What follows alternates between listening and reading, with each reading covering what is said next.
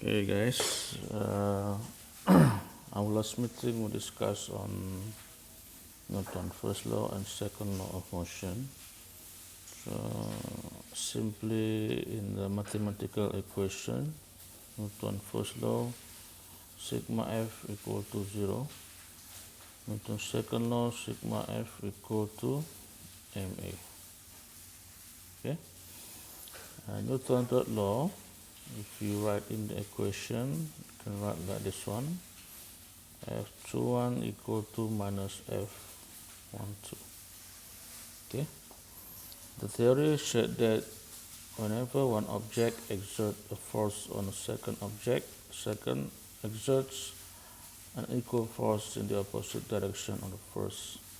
If you see the picture there, there's a hand pushes against the edge of a desk. The force factor is shown in red. Okay, this one forces of a hand exert on a desk. Okay, and the desk pushes back against your hands. The desk pushes back against the hand. This one is in different color, violet, to remind us that this force acts on different object. Okay, so one on the desk, one on the hand. Okay, so if we read the theory just now, whenever one object exerts a force on a second object, one object here in this case is a hand, second object here is a desk. Okay, so the second object, which is the desk, exerts an equal force in the opposite direction on the first. Okay, equal force is this one, opposite direction is this one, minus opposite direction. Okay, another example, if you see here as a ice skater pushes against the wall, then the wall pushes back and this force causes her to accelerate away. Okay, ice skater pushes against the wall, force on the wall by ice skater, and the wall pushes back this one, and this force causes her to accelerate away. Okay,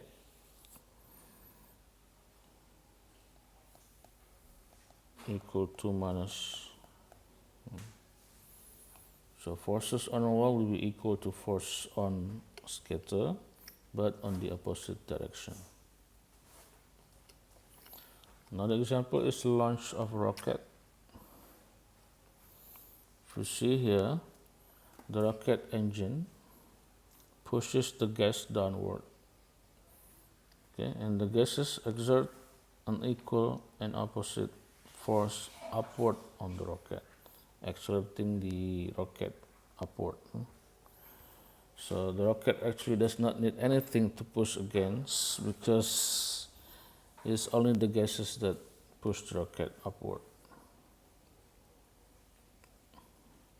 Okay. Another example question: what exerts the force to move a car?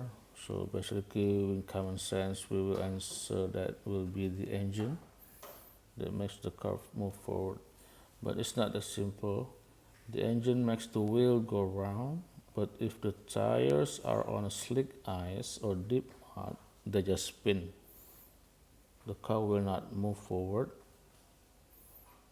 due to the slick ice or deep mud. So just the wheel will just rotate in the same place there.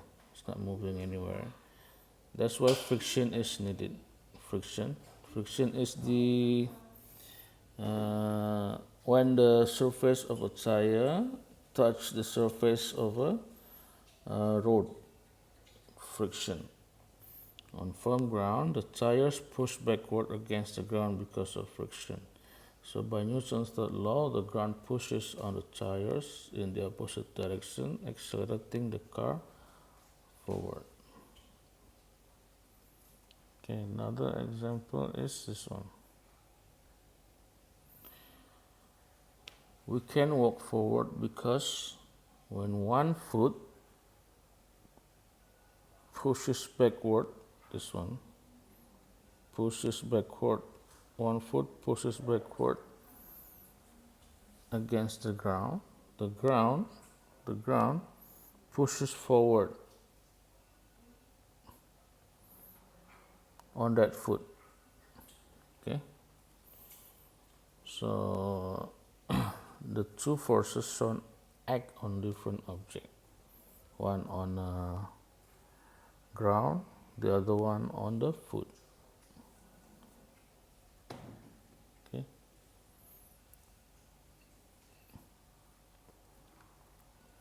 so another one here is this Michelangelo assistant. Michelangelo has selected a fine block of marble for his next sculpture.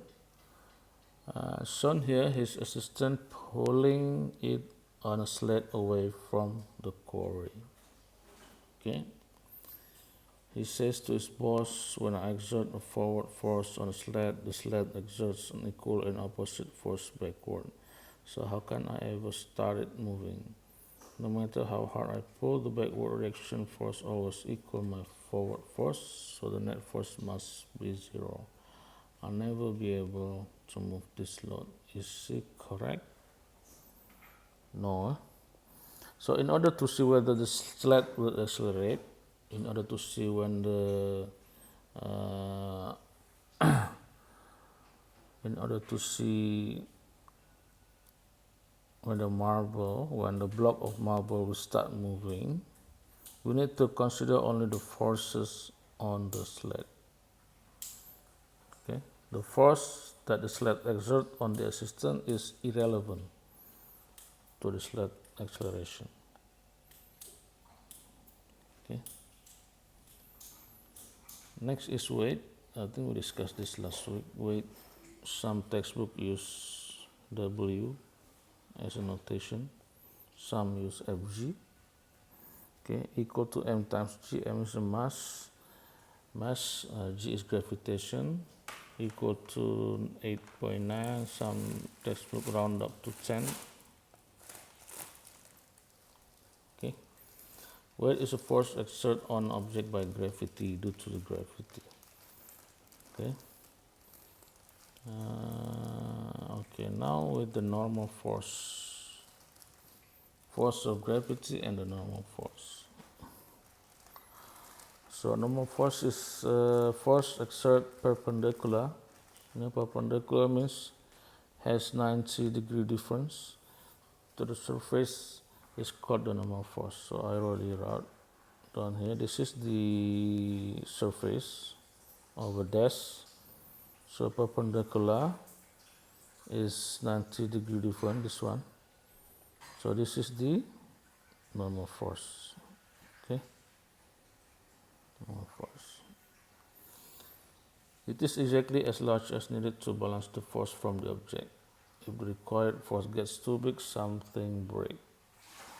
Okay, I will discuss this in our next video.